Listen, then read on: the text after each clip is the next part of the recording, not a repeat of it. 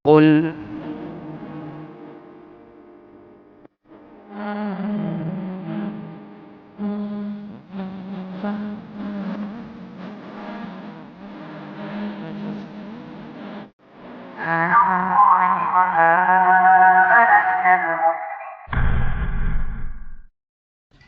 Bismillahirrahmanirrahim. Assalamualaikum warahmatullahi wabarakatuh. Alhamdulillahi rabbil alamin. Hamdan katsiran thayyiban mubarakan fi kama yuhibbu rabbuna wa yardah. Wa asyhadu an la ilaha illallah wahdahu la syarikalah wa asyhadu anna Muhammadan abduhu wa rasuluh. Allahumma salli ala nabiyyina Muhammad wa ala alihi wa man tabi'ahu bi ihsan ila yaumiddin. Allahumma inna nas'aluka ilman nafi'a wa rizqan thayyiba wa amalan mutaqabbala. Allahumma inna na'udzubika min zawali ni'matik wa tahawuli afiyatik wa fujaati nikmatik wa jami'i sakhatik. Puji syukur kita panjatkan pada Allah. Selawat dan salam semoga tercurah pada junjungan kita Nabi besar Nabi Agung Muhammad sallallahu alaihi wasallam. Pada kesempatan sore hari ini menjelang buka puasa Asyura 10 Muharram 1440 Hijriah, kita duduk sejenak untuk thalabul ilmi, mengkaji hal penting nantinya yang mudah-mudahan bisa memperbaiki diri kita dan menambah keimanan dan ketakwaan kita pada Allah Subhanahu wa taala.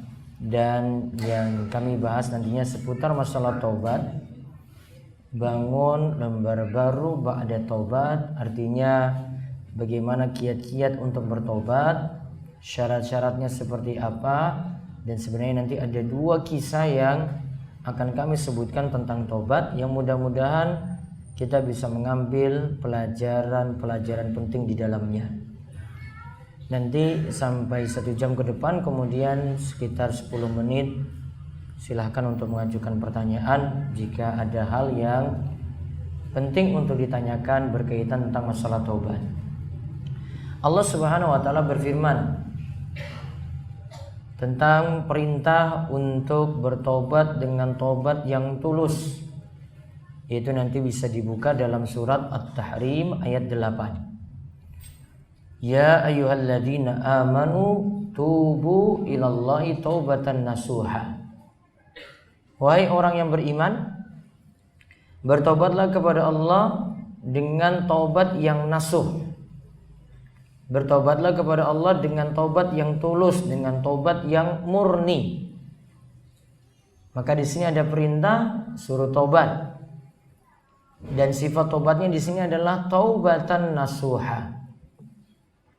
Apa yang dimaksudkan dengan taubatan nasuha? Kita lihat dari pembahasan Ibnu Katsir dalam kitab tafsirnya.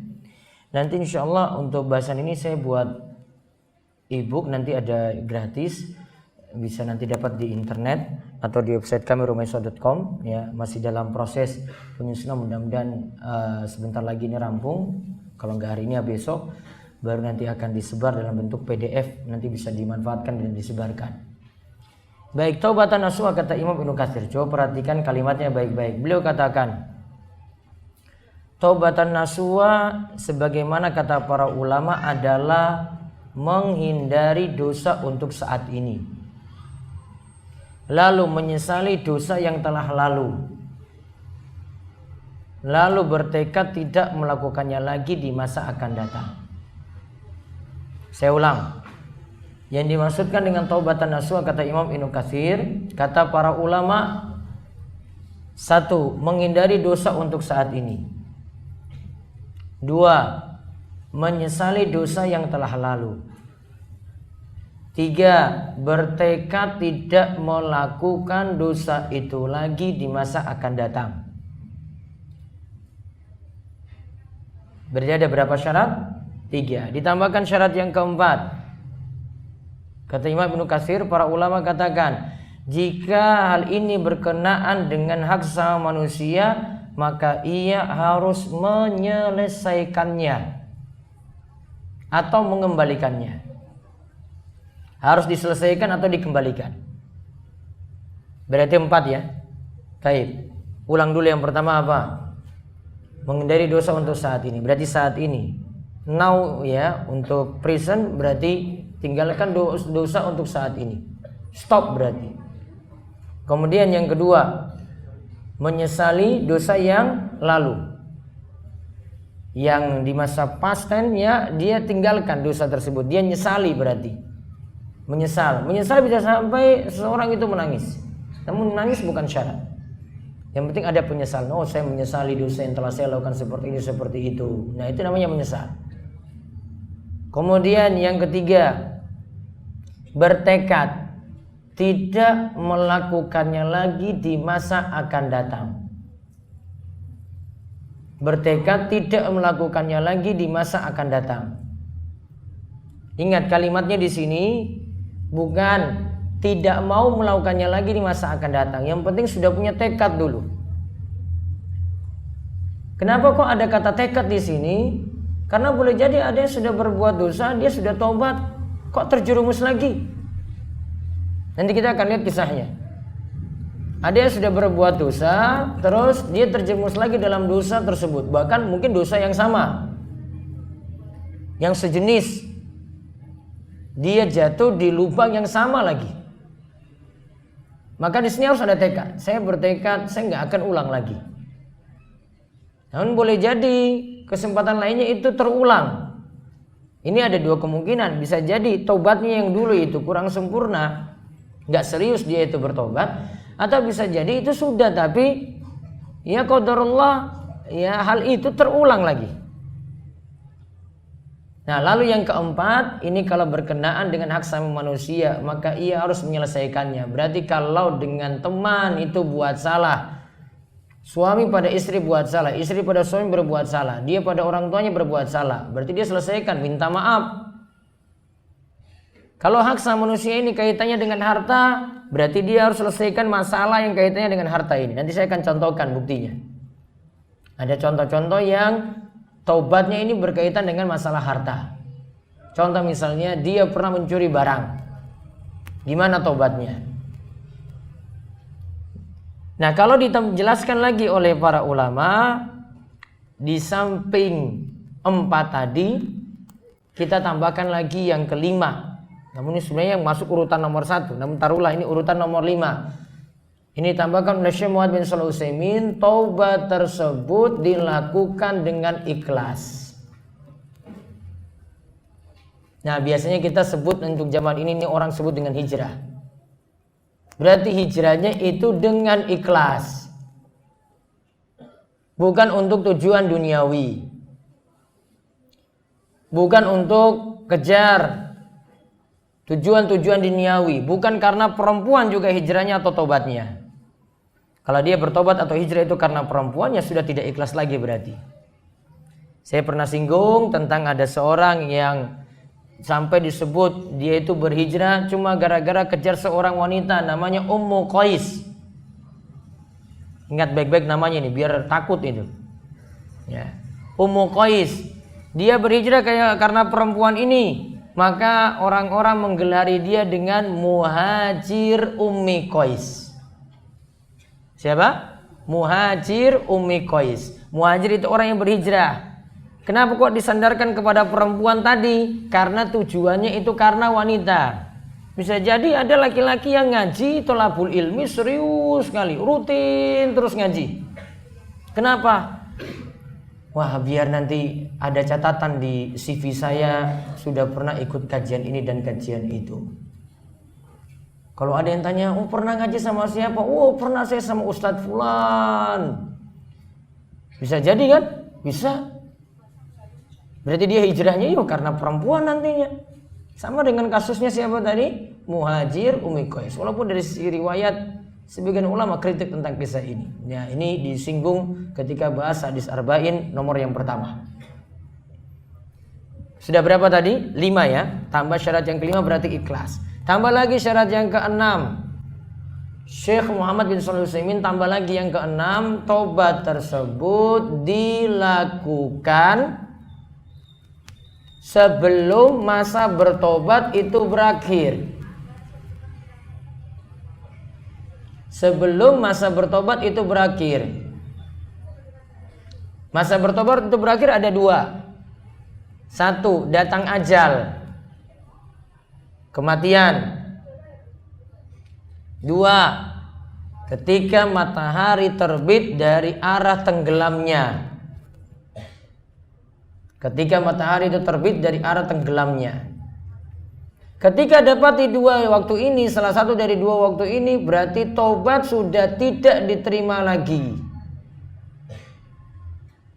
Ya, taubat sudah tidak diterima lagi.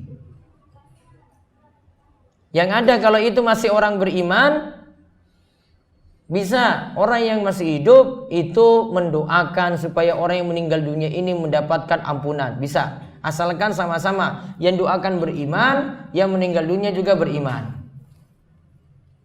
Kalau yang mendoakan kafir, ya yang meninggal dunia itu beriman nggak nyampe. Atau sebaliknya, yang mendoakan beriman, yang meninggal dunia kafir nggak nyampe. Syaratnya sama-sama beriman. Kalau sama-sama beriman, dia masih doakan, masih bisa. Walaupun tadi sudah ini, namun cuma sekadar untuk mendoakan supaya dosa-dosanya diampuni. Di sini bukan pembahasan taubat lagi.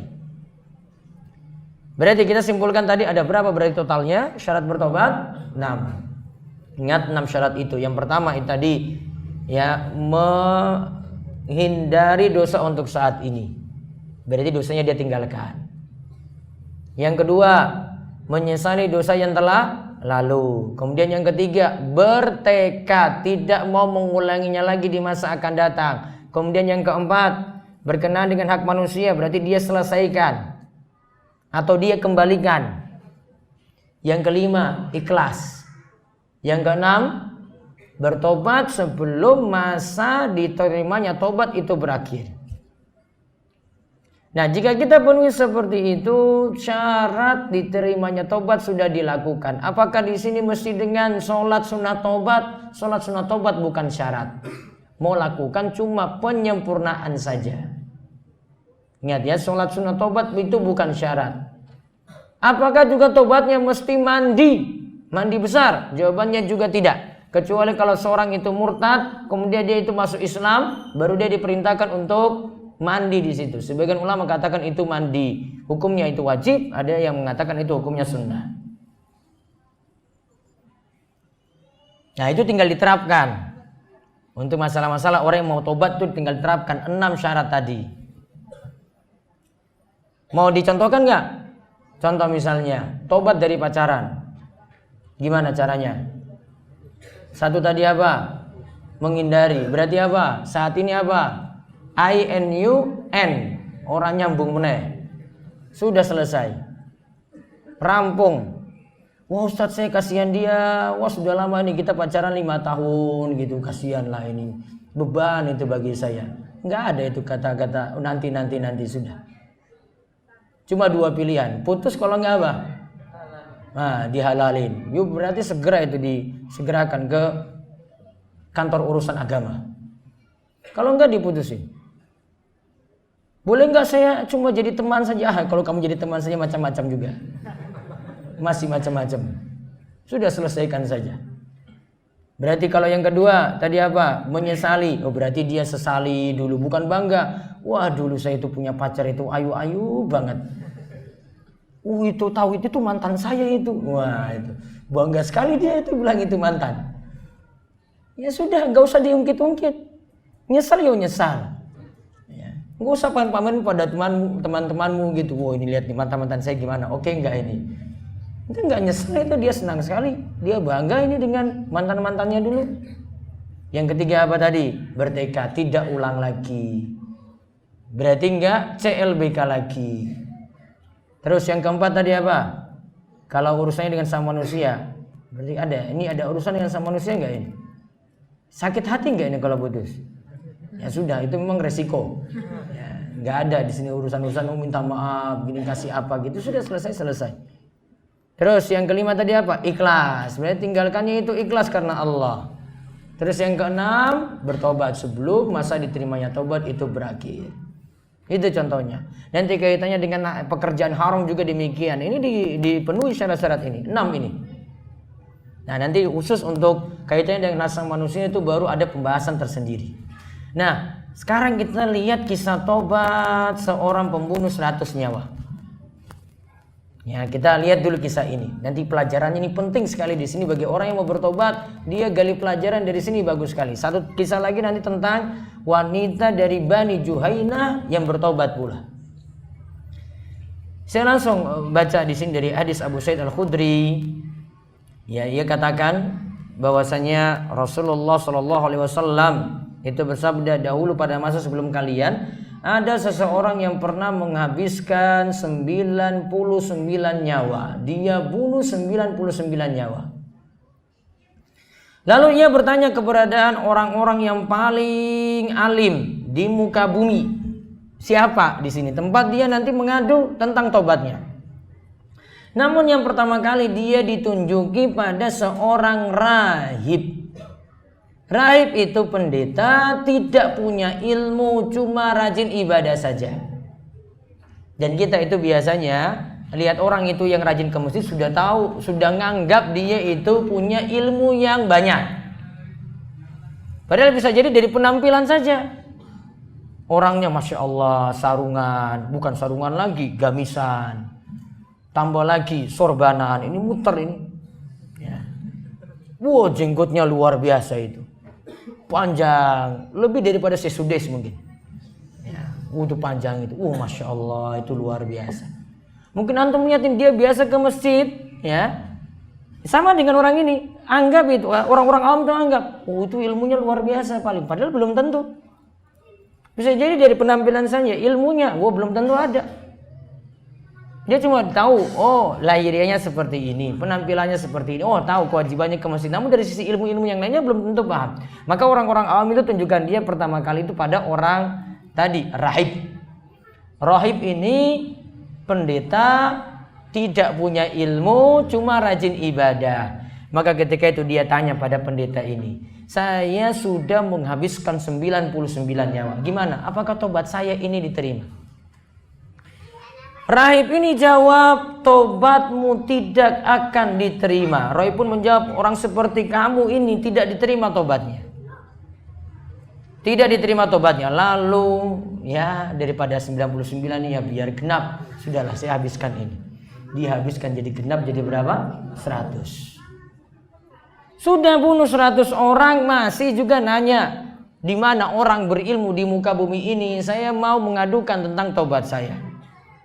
Sudah bunuh 100, lengkap jadinya 99 plus 1. Jadi 100 nyawa telah dihabiskan. Dia masih nanya lagi, di mana orang alim di muka bumi ini, apakah tobat saya nanti bisa diterima? Nanti dia mau ngadukan seperti itu. Maka yang kedua ditunjukkan dia kepada seorang alim ahli ilmu. Maka ketika itu dia ditunjukkan pada seorang alim. Dia tanya ketika itu, jika seorang telah membunuh 100 nyawa, dia habiskan 100 nyawa, apakah tobatnya masih diterima? Orang alim itu menjawab, iya masih diterima. Namun dia tidak cukupkan sampai di situ. Yang namanya alim, dia berikan saran-saran lagi selanjutnya. Karena kalau cukup dengan dia jawab iya saja, ya mungkin dia cuma tobat aja, dia nggak tahu langkah-langkah selanjutnya apa yang dilakukan. Maka diarahkan lagi, ya dia dijawab dulu, dan siapakah yang akan menghalangi antara dirinya dengan tobat? Artinya orang yang sudah bunuh 100 nyawa tadi, sudah menghabiskan 100 nyawa tadi, tidak ada yang menghalangi dia dari tobat. Beranjaklah, disuruh di sini, beranjaklah dari tempat ini. Berarti tempat si pembunuh tadi itu berada. Beranjaklah dari tempat ini, pindah ke tempat yang jauh di sana. Di mana di sana terdapat sekelompok manusia yang menyembah Allah Subhanahu wa taala, maka beribadahlah kepada Allah bersama mereka. Berarti lihat ya, dia diarahkan apa tadi? Suruh pindah tempat, alias hijrah. Hijrah dari tempat ini tempat jelek. Kamu pindah ke tempat yang baru yang lebih bagus. Pindah ke tempat yang baru yang lebih bagus, yang bisa membina imanmu. Di situ kamu bisa menyembah Allah, bisa bersama-sama mereka juga beribadah kepada Allah dengan baik.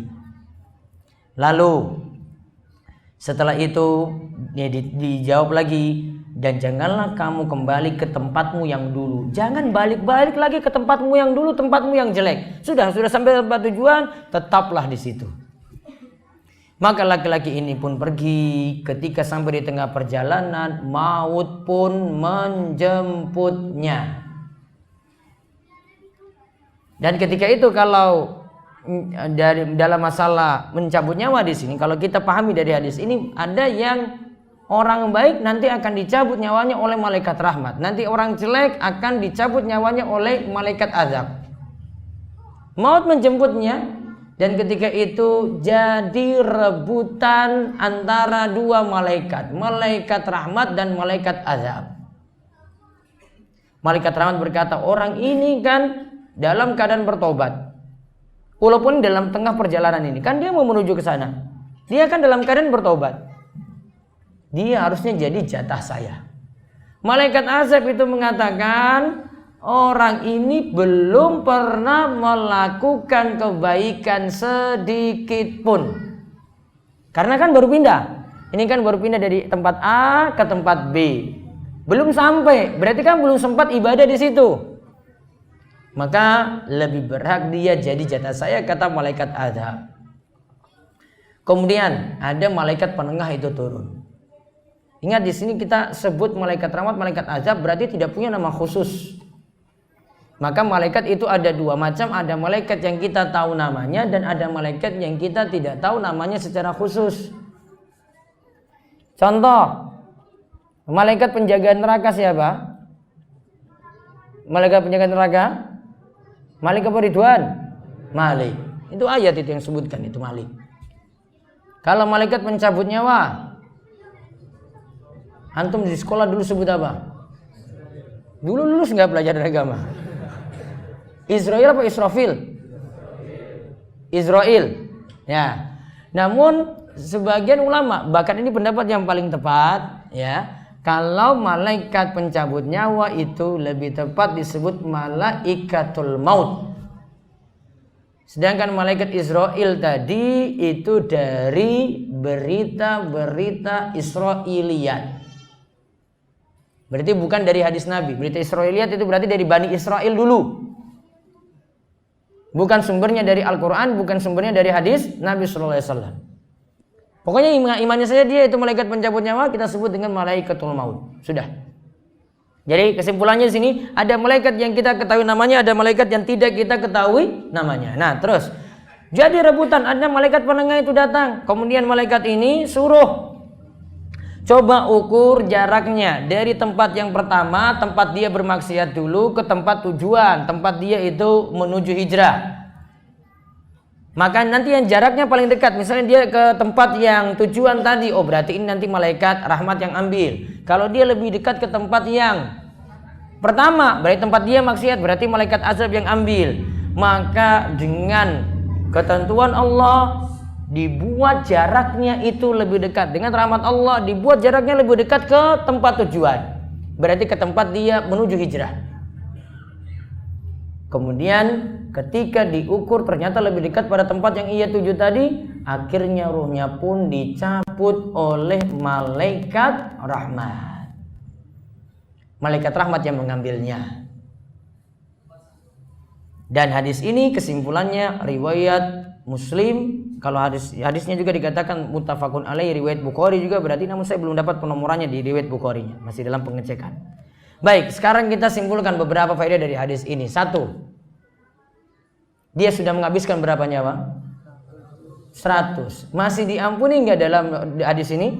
Masih diampuni, karena dengan rahmat Allah, Allah dekatkan dia ke tempat tujuan. Berarti rahmat Allah itu begitu luas. Rahmat dan ampunan Allah itu begitu luas.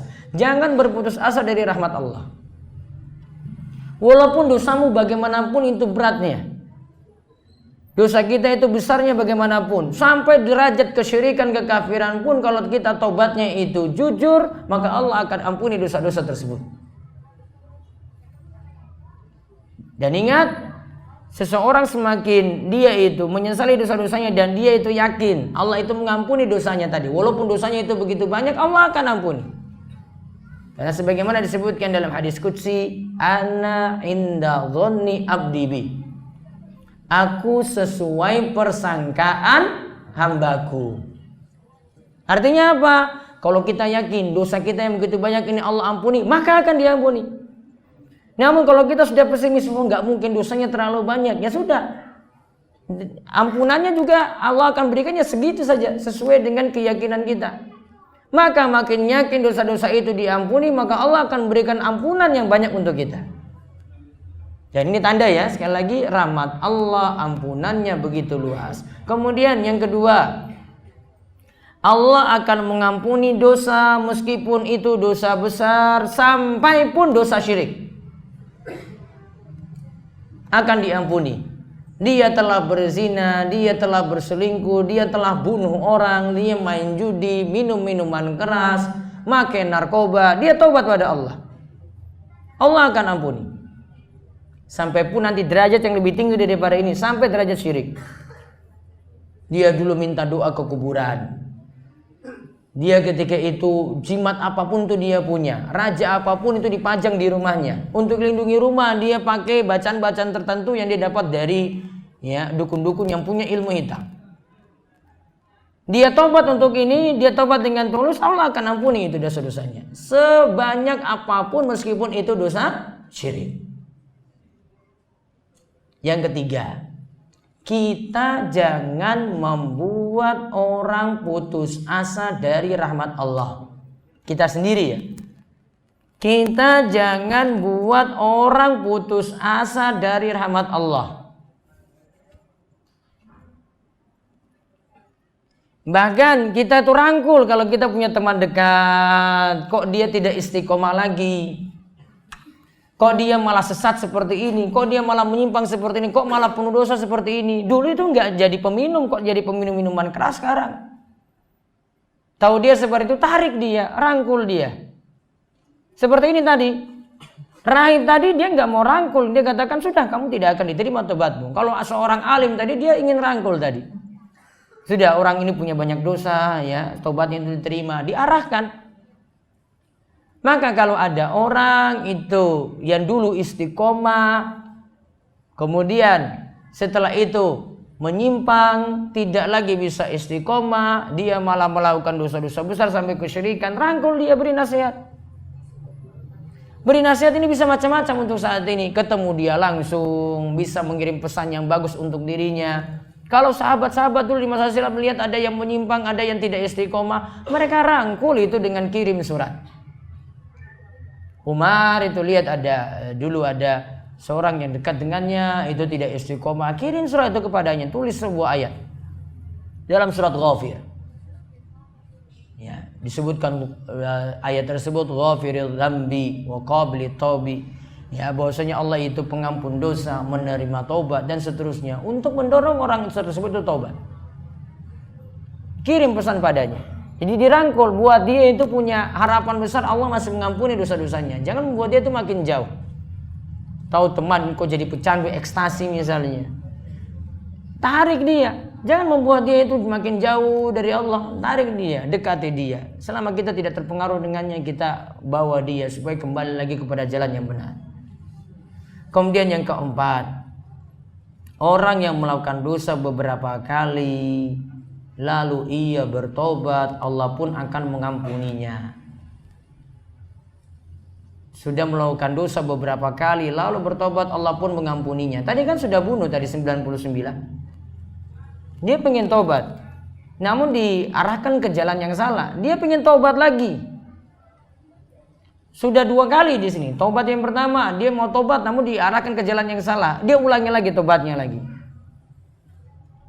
Bahkan kalau kata Imam Nawawi, ini ada sebuah hadis yang beliau syarah dalam kitab Syarah Sahih Muslim. Beliau katakan demikian, seandainya seseorang berulang kali melakukan dosa hingga 100 kali, bahkan hingga 1000 kali atau lebih daripada itu, lalu dia bertobat setiap kali berbuat dosa, maka pasti Allah akan menerima tobatnya. Setiap kali ia bertobat, dosa-dosanya pun akan berguguran. Seandainya ia bertobat dengan sekali tobat saja untuk seluruh dosanya yang ada, maka tobatnya pun sah. Maka ampunan Allah itu begitu luas. Tanda juga di sini seperti itu buktinya. Terus yang kelima, orang yang membunuh tobatnya itu diterima kalau dia bertobat. Berarti diterimanya tobat seorang pembunuh. Dan ingin jadi dalil juga bahwasanya pelaku dosa besar tidak bisa kita katakan kafir. Faedah berikutnya lagi berarti pelaku dosa besar tidak bisa kita katakan kafir. Karena di sini sudah bunuh lagi 99, sudah lagi sampai 100, tetap masih punya harapan di sini. Dan ini menyangkut masalah yang lainnya lagi, misalnya sering ditanyakan selain masalah membunuh orang ini ya. Contoh juga misalnya yang kadang masyarakat kita kurang memahami bagaimana jika ada orang yang gantung diri. Orang yang bunuh diri. Apakah perlu disolatkan ataukah tidak? Rata-rata masyarakat kita masih memahami tidak perlu disolatkan. Ada yang sangat awam sekali, enggak usah disolatkan. Ada yang dari rumah sakit itu diurus, diotopsi, terus setelah itu mau bawa pulang jenazahnya, pokoknya nggak mampir di rumah, langsung dikuburkan. Wallahu alam itu disolatkan ataukah tidak? Namun sebagian masih punya pemahaman seperti ini. Yang benar, pertama, bunuh diri dosa besar, bukan dosa kekafiran. Bukan menghapuskan iman secara total. Iman tidak hapus secara total ketika itu. Pelaku dosa besar beda. Maka dia berbuat dosa besar. Itu bukan dosa kekafiran. Kalau itu dosa besar, iya, memang ada beberapa orang yang mungkin jadi tokoh, dia boleh tidak menyolatkannya. Cuma karena prinsipnya, ini bukan jadi hukum. Apa prinsipnya? Biar kalau ini dia nggak nyolatkan, tokoh ini nggak nyolatkan, maka akan membuat yang lainnya itu jadi kapok. Oh, nggak mau lagi seperti ini. Kita punya masalah bukan selesaikannya dengan bunuh diri. Karena pernah dalam beberapa masalah Nabi SAW nggak mau nyolatkan jenazah. Contoh simpel, Nabi nggak mau nyolatkan cuma gara-gara yang jenazah ini masih punya utang, belum dilunasi. Masih punya utang. Maka ketika jenazah itu dimajukan di hadapan Nabi SAW mau nyolatkan ini, Nabi tanya dulu, jenazah ini masih punya utang nggak? Kalau nggak punya utang, Nabi nyolatkan. Namun kalau masih punya utang dan nggak ada yang nanggung ketika itu, Nabi undur diri, nggak mau nyolatkan. Berarti prinsip. Yang lainnya Nabi SAW biarkan itu, nyolatkan ini. Bukan jadi hukum. Oh, haram ini nyolatkan orang yang punya utang. Oh, kalau kayak begini itu berapa banyak orang di sini itu yang nggak disolatkan jenazahnya, masih meninggalkan utang. Mungkin juga ada yang nggak mau nanggung utangnya. Menunjukkan prinsip. Ada prinsip namun nggak jadi hukum. Nggak bisa kita masukkan itu dalam hukum. Oh, berarti nggak boleh nyolatkan sama sekali, nggak. Bukan. Ini masalah prinsip saja, membuat orang lain tuh kapok, nggak boleh lakukan kayak gini lagi, sadar bahwasanya ini perbuatannya salah. Nah, kemudian faedah yang lainnya lagi, orang yang bertobat hendaknya berhijrah, pindah tempat dari tempat yang jelek ke tempat yang lebih baik.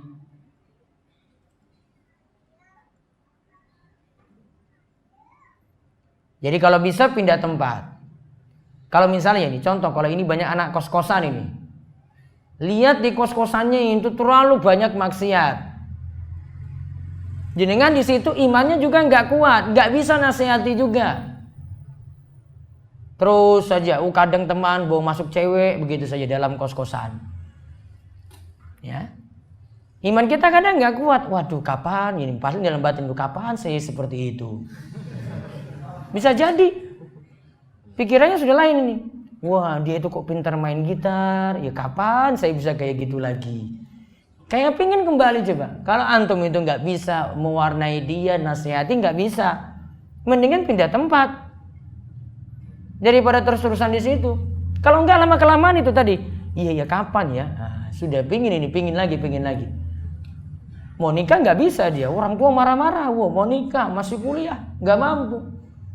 Mungkin dia ingin niru temannya seperti itu. Maka kalau nggak bisa dengan menghadapi lingkungan yang jelek seperti itu, pindah ke lingkungan yang lebih baik. Berarti pindah kos-kosan. Itu solusinya.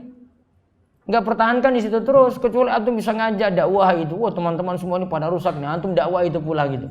Dakwah pelan-pelan, diajak pengajian, diajak untuk tholabul ilmi.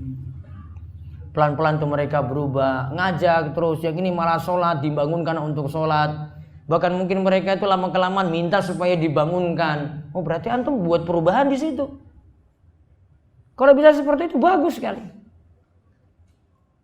Kemudian ada faedah lagi, memperkuat tobat dengan mencari teman yang soleh. Memperkuat tobat dengan mencari teman yang soleh. Tadi pindah tempat, atau kalau tidak dia juga bisa dapati orang-orang soleh di majelis ilmu. Paling mudah di majelis ilmu. Ini bukan di warung kopi, bukan di kafe-kafe, bukan di tempat orang nongkrong. Dapat orang-orang yang soleh, orang-orang yang baiknya di majelis ilmu itu paling besar di situ. Gak ada di tempat lain selain itu. Itu semakin memperkuat taubat kita, semakin memperbagus hijrah seseorang. Kemudian ada faedah lagi. Yang berikutnya lagi, keutamaan ilmu dan orang yang berilmu. Karena orang yang berilmu bisa mengarahkan kepada yang benar juga. Tadi orang yang tidak punya ilmu tadi apa? Bukan hanya dia itu mengarahkan ke jalan yang tidak benar, dirinya sendiri bisa celaka loh di sini. Apa tadi kecelakaannya? Apa kecelakaannya? Dibunuh. Gara-gara salah fatwa. Sudah tahu ini bunuh 99, dia bunuh orang itu mudah. Salah fatwa lagi. Harusnya kan kalau dia itu ahli ibadah ya, nggak punya ilmu nih ya. Dia harusnya kan jawabannya gini, oh maaf saya itu belum tahu. Coba ya nanti saya tanya ustadz ya, ustadz yang paham, kiai yang paham untuk ini kan. Dia kan pede jawabnya. Tidak mungkin tobatmu itu diterima. Harusnya kan kalau nggak tahu ya sudah tanya, fas'alu ahla dzikri in kuntum la ta'lamun. Tanyalah pada ahli ilmu jika tidak tahu gitu. Kamu rajin ibadah nggak masalah, namun kalau urusan ilmu ditanya kamu nggak tahu, ya sudah serahkan pada orang yang lebih tahu. Jangan selesaikan masalah sendiri. Maka ada orang berilmu ini, dia arahkan. Dirinya sendiri bermanfaat, untuk orang lain pun dia bermanfaat. Dia arahkan pada jalan yang benar, dia arahkan untuk hijrah yang lebih baik. Makanya Nabi SAW itu ibaratkan orang yang berilmu dengan orang yang tidak berilmu itu dibandingkan itu seperti bulan purnama dibandingkan kali 100 kali. Maka di sini hukuman had dia minta berarti, wahai Rasulullah, saya sudah pantas dapat hukuman had. Sekarang hukumlah saya dengan hukuman had tersebut. Kemudian fada'a Nabi Allah SAW waliyaha. Nabi SAW tanya, ini wanita ini walinya mana ini? Nabi SAW ingin arahkan dulu. Kemudian Nabi SAW katakan pada walinya, ahsin ilaiha fa idza wada'at fa'tini biha. Wanita ini tadi buat baik dulu terhadap wanita ini karena dia datangnya dalam keadaan hamil. Berarti catatannya di sini kalau dalam keadaan hamil nggak bisa kena hukuman rajam dulu. Maka buat baik dulu untuk wanita ini, bereskan wanita ini dulu. Ketika dia sudah melahirkan, datang dibawakan dia lagi ke sini. Kemudian fa'ala. Fa'amara biha Nabi sallallahu alaihi wasallam. Kemudian dilakukan seperti itu ketika sudah dijalankan tadi perintah Nabi SAW, biarkan dia dulu. Kemudian nanti kalau wanita tersebut sudah melahirkan, anaknya sudah bisa ditinggal, kemudian bawa ke sini. Maka barulah ketika itu wanita itu sudah melahirkan. Setelah itu beliau minta wanita tersebut dipanggil, lalu diikat pakaiannya dengan erat. Diikat pakaiannya di sini supaya auratnya itu tidak terbuka. Ketika menjalani hukuman rajam, kemudian saat itu diperintahkan untuk dilaksanakan hukuman rajam. Lantas setelah matinya wanita tersebut meninggal dunia, akhirnya Nabi Shallallahu Alaihi Wasallam sendiri yang menyolatkan jenazahnya. Berarti ini tadi yang saya singgung, pelaku dosa besar kan ini, ya kan? Dia pelaku dosa besar, masih disolatkan oleh Nabi Shallallahu Alaihi Wasallam karena dia sudah bertobat. Nah, lihat di sini selanjutnya, Umar pun mengatakan pada Nabi SAW, engkau menyolatkan wanita semacam ini wahai Nabi Allah, padahal dia telah berbuat zina. Kemudian Nabi SAW itu jawab, laqad tabat taubatan law kusimat baina sab'ina min ahlil Madinah la wasi'athum. Wa hal wajadta taubatan afdalan min an jadat bi nafsiha lillahi ta'ala. Wanita ini telah bertobat. Seandainya tobatnya ini mau dibagi kepada 70 orang dari penduduk Madinah, itu sudah cukup. Berarti tobatnya luar biasa. Apa tanda tobatnya luar biasa? Dia merasa bersalah, maka dia minta pada Rasulullah SAW dihukumi rajam. Dia minta pada Rasulullah SAW sendiri. Berarti ini orang yang memang benar-benar ingin bertobat. Lalu, apakah engkau dapati taubat yang lebih baik dari orang yang mengorbankan jiwanya karena Allah Subhanahu wa taala seperti itu? Jawabannya, orang ini berarti wanita ini taubatnya sudah jujur. Oh ya. Ada pengumuman dulu sebentar.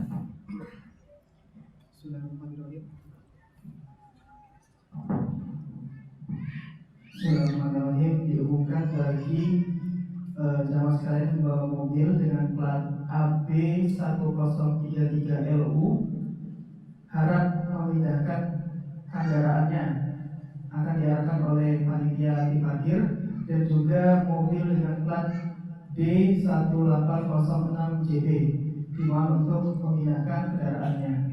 Baik. Sekali lagi AB1033LU dan D1806JB. Terima kasih.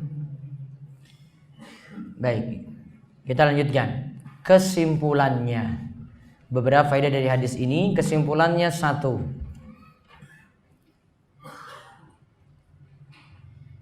wanita tadi, kalau mau tahu ceritanya, wanita ini termasuk dari kalangan sahabat wanita. Berarti di kalangan para sahabat yang soleh pun masih ada yang berbuat zina. Masih ada yang khilaf, terjerumus dalam dosa zina seperti itu. Dan ingat, ini terjadi di masa Nabi SAW. Yang perbuatan zina ini cuma kita temukan 1 kasus, 2 kasus saja. Karena ini pengaduan dari Bani Juhainah ini, nanti ada wanita Bani Juhainah ini, nanti ada pengaduan lagi dari wanita Gomidiyah, dan ada lagi yang lainnya. Cuma beberapa kasus saja. Kalau mau dibandingkan dengan zaman ini sangat jauh sekali kasusnya. Mau dihitung-hitung di zaman ini sudah terlalu banyak. Itu di zaman orang soleh dulu masih ada kasus semacam ini. Maka menunjukkan bahwasanya orang soleh pun ada yang bisa terjerumus dalam hal semacam ini. Terus faedah yang kedua, zina berarti termasuk dosa besar. Karena ada hukuman di dunia yang diterapkan. Ingat, pengertian dosa besar kalau disebut oleh para ulama, dosa besar adalah dosa yang dikenakan hukuman di dunia atau ada ancaman yang nantinya diberikan di akhirat. Dikenakan hukuman di dunia atau ada ancaman yang nanti diberikan di akhirat. Di hukuman di dunia, ini contohnya, ada hukuman rajam. Contoh ancaman di akhirat, misalnya pada sebuah dosa yang Nabi SAW itu katakan, orang ini tidak akan mencium bau surga, padahal bau surga dapat dicium dari jarak yang sekian dan sekian. Ini pada dosa apa? Wanita yang kasiyatun ariyat, yang berpakaian tetapi telanjang. Kemudian faedah lagi yang ketiga, hukuman rajam dijalankan dengan melemparkan batu hingga mati. Batunya itu berkurang, tidak terlalu besar dan tidak terlalu kecil. Kalau terlalu kecil nggak ada manfaat. Kalau terlalu besar cepat matinya. Kenapa di sini dibuat yang sedang dan ini kok dihukumi dengan cara melempar pelan-pelan sampai mati? Kok nggak ditembak mati saja? Kok nggak dihukum penggal saja? Karena namanya hukuman itu sesuai dengan dosa yang dilakukan. Kalau kisos, bunuh orang dengan bunuh wajar. Kalau zina, kan tubuhnya rasa nikmat semuanya, maka tubuhnya harus merasakan sakit semuanya. Ya, yang paling bagus adalah lakukan hukuman ini. Karena seluruh tubuhnya merasakan nikmat. maka pantas mendapatkan hukuman rajam seperti itu. Maka al-jaza'u min jinsil amal, balasan sesuai dengan perbuatannya. Kemudian faedah lagi yang keempat, yang menjalankan hukuman rajam adalah penguasa, pemerintah. Nggak boleh individu, karena ketika itu Nabi SAW punya kuasa, maka beliau jalankan itu. Berarti boleh nggak ini diadukan kepada kiai gitu, kepada seorang ustadz, hukum saya saja, saya telah berzina seperti ini, hukum saya cambuk sekian. Enggak. Karena ini nanti ujung-ujungnya juga nyawa. Ini maslahat nyawa, ini nggak individu yang mengurusnya, ada orang tertentu. Pemerintah lebih berhak. Terus berarti kalau tidak diterapkan hukum Islam, ya bagaimana seperti ini? Nggak diterapkan hukum kayak tadi, hukuman had tidak diterapkan. Terus bagaimana? Mau diadukan atau tidak? Nah, maka faedah yang berikutnya lagi, orang yang bisa bertobat tidak perlu mengadukan untuk dihukumi rajam atau cambuk. Kalau dia yakin ya di sini ya, tobatnya itu bisa tulus, bisa penuh syarat-syarat seperti tadi disebutkan. Beda karena mungkin pengaruh lingkungan, bisa terulang lagi, dia mungkin ingin mengadukan lagi. Namun kalau untuk saat ini, kalau di tempat kita nggak bisa ini, maka kewajibannya adalah taubat. Pokoknya 5 atau 6 syarat tadi yang sudah disebutkan itu yang dijalankan. Kemudian faedah yang berikutnya lagi, wanita hamil tidak dikenai hukuman had, rajam atau cambuk.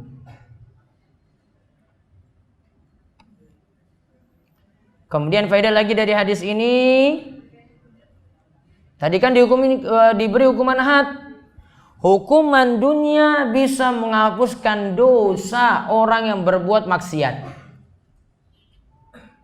asal disertai dengan tobat dan penyesalan.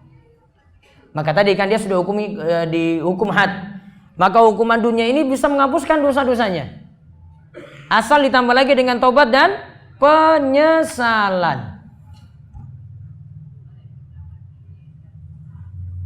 Dan juga pelajaran yang terakhir dari hadis ini, kalau orang itu taubatnya jujur, dosa besar pun juga Allah akan maafkan. Bahkan bisa mengalahkan taubatnya 70 orang. Seperti tadi, ini kalau taubatnya ini dibagi-bagi kata Nabi SAW pada 70 orang penduduk Madinah. Padahal 70 orang penduduk Madinah ya para sahabat berarti. Dibagi pada 70 sahabat itu, maka itu sudah mencukupi kata Nabi SAW. Saking tobatnya itu luar biasa. Jadi jangan nganggap remeh seorang dulu punya dosa yang banyak kemudian dia tobat. Wah, kita pandang lagi masa lalunya. Wah, dosanya itu sudah banyak sekali kayak gitu. Apa mungkin diampuni? Bisa saja Allah ampuni. Tobatnya banyak bagaimanapun bisa saja Allah ampuni. Yang penting syarat-syarat tobat tadi itu sudah kita jalankan. Nah, kemudian pembahasan yang terakhir, tadi sudah kita sebutkan syarat-syarat, 2 kisah atau 2 pelajaran tadi dari kisah tersebut. Gimana cara taubat dari masalah harta? Contoh, misalnya karena mencuri harta orang lain. Yang jelas kalau harta haram, saya jelaskan harta haram secara umum. Harta haram itu kita bagi menjadi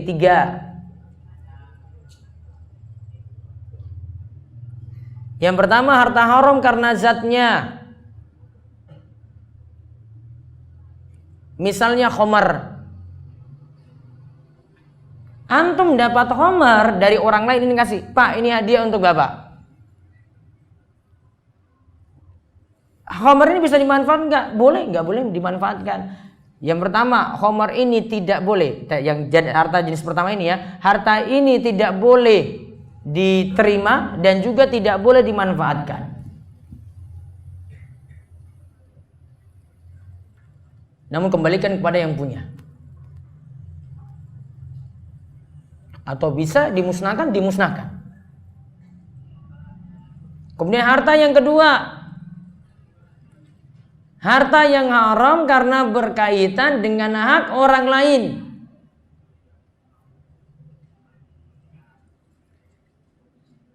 Contoh tadi barang curian, HP curian, mobil curian. Maka kalau kita tahu barang tersebut atau kita itu punya atau dulu pernah mencuri, maka kewajibannya satu, kembalikan barang tersebut. Barang tadi dikembalikan pada yang punya itu siapa? Kalau tidak bisa dikembalikan, berarti bisa jadi barang ini dan masih dalam bentuk barang ini dibersihkan, berikan pada orang lain yang butuhkan. Saya mau sebut sedekah itu bukan sodako karena ini harta haram. Pokoknya dia hilangkan barang tersebut, dia serahkan pada orang lain yang butuh. Misalnya dikasih pada fakir miskin. Atau kalau barangnya sudah nggak ada lagi, berarti dia uangkan itu. Uang ini serahkan pada orang yang butuh dengan tujuan mencuci harta. Mencuci harta haram tadi. Misalnya ini barang yang dulu dia pernah curi, itu HP. HP-nya harganya 1 juta. Berarti dia uangkan itu jadi 1 juta. Dia keluarkan uang 1 juta ini. Serahkan misalnya pada orang yang membutuhkan. Ada yang terlilit utang atau ada orang miskin. Kemudian ada harta haram yang ketiga, itu harta haram karena pekerjaan. Contohnya itu harta riba. Atau harta dari hasil dagangan barang haram.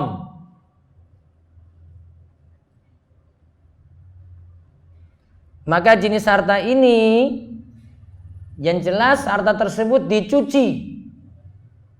Berarti dikeluarkan. Dan ingat, harta ini haram untuk dirinya. Jadi harta riba itu nggak boleh dia manfaatkan pribadi. Jadi kadang ada pertanyaan gini, boleh nggak riba ini dimanfaatkan untuk bayar pajak misalnya? Pajak itu harus dari kepentingan pribadi, maka nggak boleh. Berarti riba ini untuk bayar pajak nggak boleh. Walaupun dia katakan ini kotor, untuk lunasi kotor nggak boleh. Ya, itu sampai di situ untuk pembahasannya. Mau pertanyaan atau? Oh ya. Baik, nanti pertanyaannya ditunda dulu karena mau mengatur untuk buka puasa. Insya Allah nanti ba'da isya atau pas nanti pembahasan yang kedua nanti ibadah maghrib saya akan jawab pertanyaan-pertanyaan yang ada. Ya demikian ya, semoga manfaat dan insya Allah kita lanjut ya ba'da maghrib untuk kajian rutin seperti biasa. Monggo kita tutup terlebih dahulu. Subhanakallahumma bihamdika asyhadu alla ilaha illa anta astaghfiruka wa atubu ilaik. Assalamualaikum warahmatullahi wabarakatuh.